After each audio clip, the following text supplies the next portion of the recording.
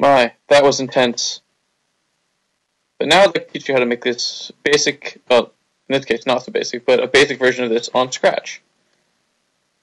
So, for those of you who have already done a lot of Scratch, you might already know how to do basic movements, but we'll walk through that again.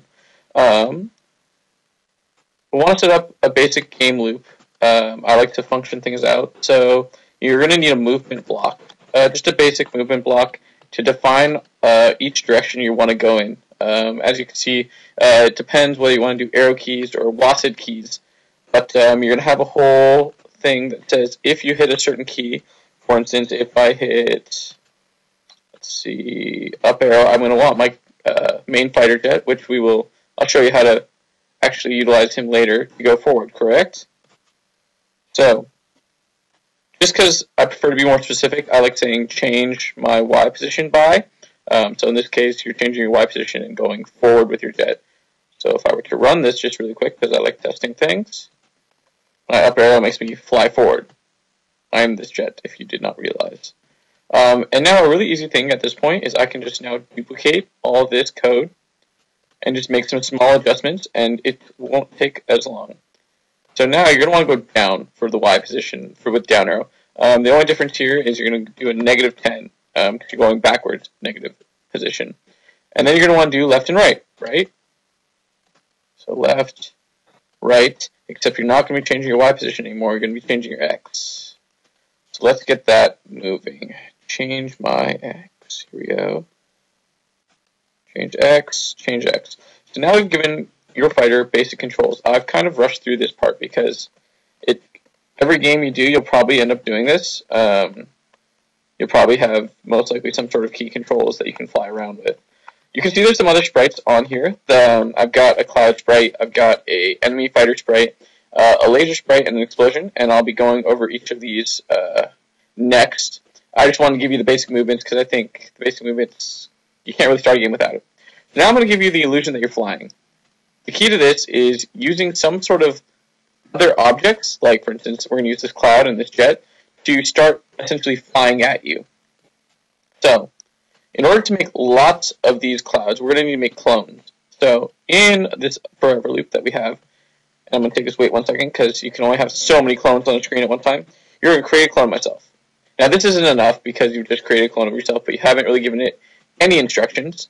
So you need to give those clones very specific instructions. So let's see, let's have a go to. Now, your Y position, you are going to want to set it to the same Y position because it's always going to start up top. Scratch screen starts at about 160. And you're going to pick, there's a function here, for those of you who have used Scratch a lot. There's a pick random block. This will let you pick a random location starting on your X screen. So I would do from, for instance, this side of the screen, if you see where my mouse is, to this side of the screen, which is about 230 to 220 in that range, so like -230 to 230. So now, let's see if I end up running this just to, oh, I did -160, I should have just done 160. Alright, that's embarrassing. I've got clouds going all over. Alright, point being is now you'll see the clouds just randomly appear here. But now they're not really moving, they're not really doing anything, but it's kind of fun to have those clouds just randomly appear. Now, this is where we actually get the movement down and actually make things look like they're moving. So, you can either use repeat until or a forever loop. As long as in that forever loop you've got an if statement that says something that will delete the clone later, I don't think it matters. I think some people might find repeat until more proper, but they both work, so I'm just going to go with it. So you want to change your Y position. Now remember, you're starting at a positive Y position, you want to move negative, so you're going to want to change this by a negative number. So for instance, let's say -15, so that'll give you the speed. So now if I run this, cloud should be, actually, so now they're coming down at me and they look like they're trying to smash me or something. That could be a little fast, it could be a little slow, that's up to you. If you want to speed it up, again, that's up to you. So now the next key is you want to say something that basically deletes them when they hit this bottom of the screen. Because Scratch only allows you to have so many clones in it, so if you go over, you'll actually see that your clones stop coming at all. You want to say if your number is less than, so you see the alligator with the less than symbol. Sometimes I honestly forget which one's less than, which one's more than, and I just kind of remember out of instinct. So you want to say if your Y position is less than negative 160, you're going to delete it. You have to say delete this clone. I've seen people say hide. That literally hides the clone, and like I said, Scratch will only let you have so many clones at one time. So now, if I run this, again, constantly test your code. You never know when you make a mistake. It's really easy, even with Scratch. Even though Scratch is kind of pretty nice to you, it can really be a pain. Okay, one more thing. In this costume, I have 2 cloud costumes, and I kind of want them to randomly shuffle in between, so it looks a little more interesting than just one cloud. That's actually really simple. So you've got this switch costume function or tool or line, whatever you want to call it. And there's a pick random, and you can actually put this, and I didn't figure this out for a while, that you can put this into this, and it'll pick randomly in between these 2 costumes. So now if I say pick random 1 to 2, it's going to either pick my costume 1 or costume 2. And we'll use that again here on the spider jet. Also, something that's really nice about this code is it's essentially the exact same code on the fighter jet. So to make this really fast, all I have to hit here is duplicate and put it right here. And do that again here. And I'm going to show you what just happened.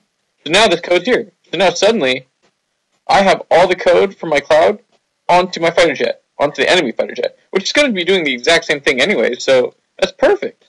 The only difference is, again, I'm going to show you, I actually have 4 costumes. So now, just to make this game more interesting and not too dull, I'm going to let you pick randomly through these 4 costumes. Well, that sounds way better, personally. I mean, for me. So now, if I run this game, oh, they're picking their same positions. That's kind of strange. Oh, it seems to just be a fluke. But their timing is really too similar, and it's kind of bugging me, so I'm going to change the timing on the enemies, and also the movement, just because, I don't know, it just looks weird that they're both moving so synchronously. So instead of negative 15, let's do negative 10. That's just weird. Yeah, that's a little better, because now it doesn't look like I'm being, like, mobbed by... Anyways, so now you've got all these jets coming, right? That's awesome. Eventually, you could actually add a background back here that was actually scrolling.